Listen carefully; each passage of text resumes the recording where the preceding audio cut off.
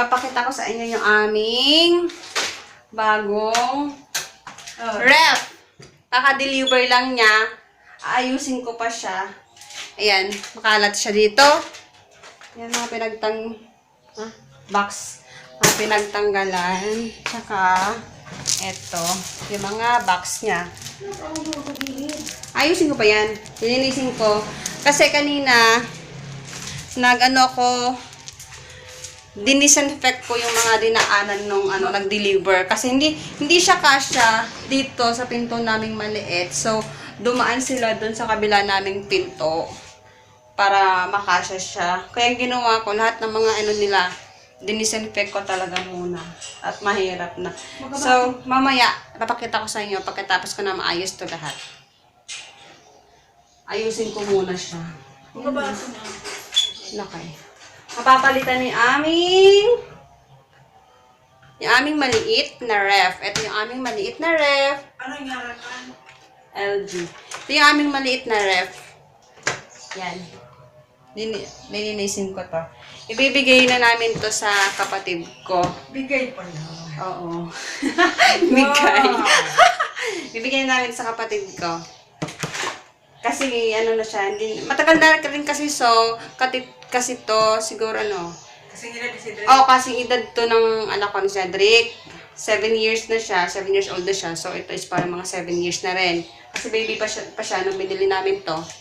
Hindi na siya ganun yung freezer niya. Pag sa isda, okay siya, walang problema, nag-freeze pa siya. Pero pag naglagay ka ng mga dessert or gumawa ka ng ice cream, hindi na siya tumitigas. Kaya yun, pagalitan na namin siya. May ayusin ko muna ito guys, ha. See you later. Kita ko sa inyo yung aming bagong ref. Ang aming bagong refrigerator. Ito yung aming luma. Yung maliit. Ano na yan 7 years kaedara ni Cedric. Medyo mahina na siya kaya, pero okay pa siya gamitin. So, ito, yung aming bago. Pinalit namin. Papakita ko sa inyo. Yan. Ito yung freezer. Yan, freezer. Yan ang freezer niya. Yan. Multi-airflow. This, I don't know what is this.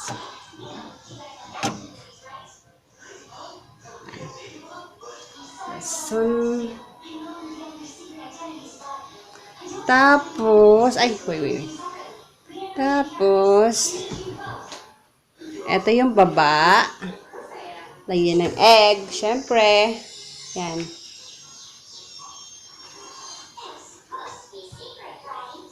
Yan. Tapos, ito yung loo. Ito yung, ayan. Ito siya.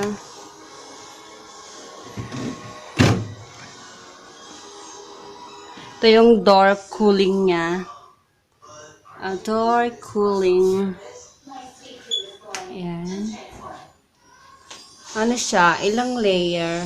4 layer pala siya. It's a 4 layer. Tapos, yan.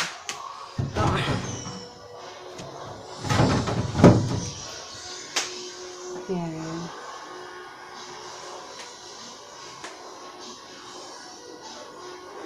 Mataas siya sa akin. Matangkad siya sa akin. So, bukas ko na siya papaganahin. Or isasaksa kasi hindi pa siya pwede ngayon kasi syempre binahi siya. Hindi ko pa siya pwedeng open ngayon kasi binahi kasi siya. Tapos, syempre yung pre-yun niya. Kaya, parang pahinga muna siya para yung sa makina na. Ano ba to?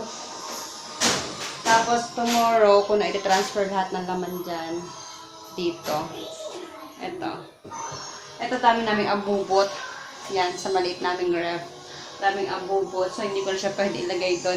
Hindi ko na ito pwede lagyan ng mga abubot na kung ano-ano. Tatanggalin ko na ito ng abubot ko. Then, yan, mga yan. May iwan na lang magnet. Ina-transfer ko yung magnet doon. Dito.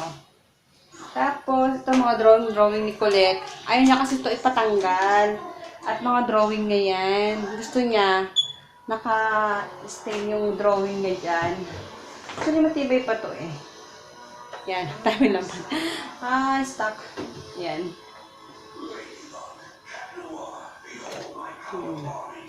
Fish. Lamay. Fish.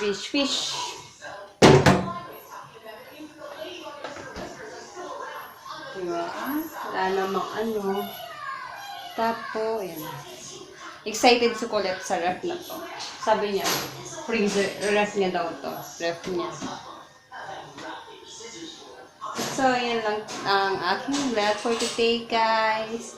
Nakita ko lang yung aming bagong refrigerator. So, see you tomorrow. And thank you for watching. Bye!